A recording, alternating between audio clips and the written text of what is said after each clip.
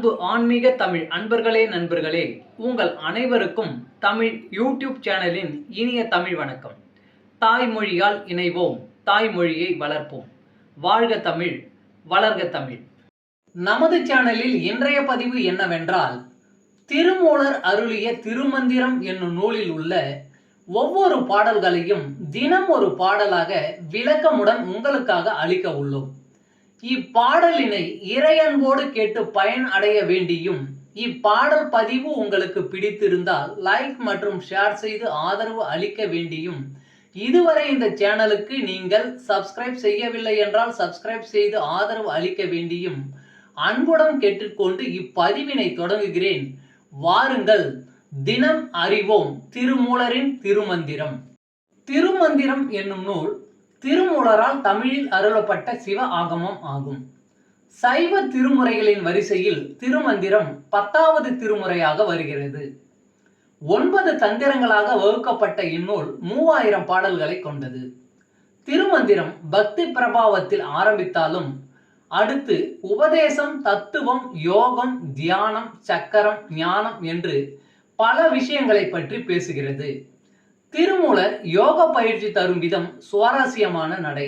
அவை வெறும் சூத்திரங்களாக இல்லாமல் படிப்பவர்களுக்கு உற்சாகம் தரும் விதமாக அதன் பலன்களையும் சேர்த்தே சொல்கிறார். இவ்வளவு பெருமைகளை கொண்ட திருமந்திரம் என்னும் நூலில் உள்ள பாடல்களை ஒவ்வொன்றாக விளக்கமுடன் இங்கே நாம் அறிந்து கொள்ளலாம்.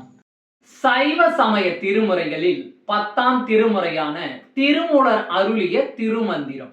முதல் தந்திரம் கல்வி.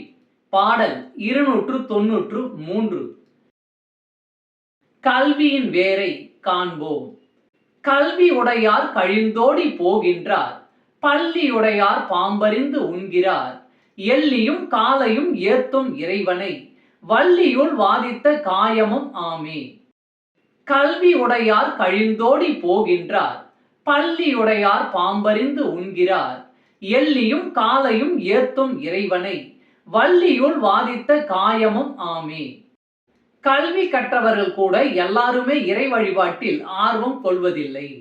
கல்வியின் வேரை கண்டவர்கள் தான் இறை வழிபாட்டின் அவசியத்தை உணர்கிறார்கள். அவர்கள் பாம்பு போல நீளும் குண்டலினியை பற்றி அதன் ஆற்றலை மேம்படுத்துகிறார்கள். நாம் இரவும் பகலும் நம் இறைவனை நினைத்து வழிபடுவோம். அவ்வாறு வழிபட்டால் அந்த இறைவனின் சக்தி வலிமையாக உள்நின்று நம் உடலினை காக்கும். ஓம் நம சிவாய். திருச்சிற்றம்பலம். அன்பு ஆன்மீக தமிழ் அன்பர்களே நண்பர்களே, இவ்வீடியோ பதிவினை கேட்டு இன்புற்று ஆதரவு அளித்த அனைத்து தமிழ் உள்ளங்களுக்கும் எங்கள் உள்ளம் கனிந்த நன்றி.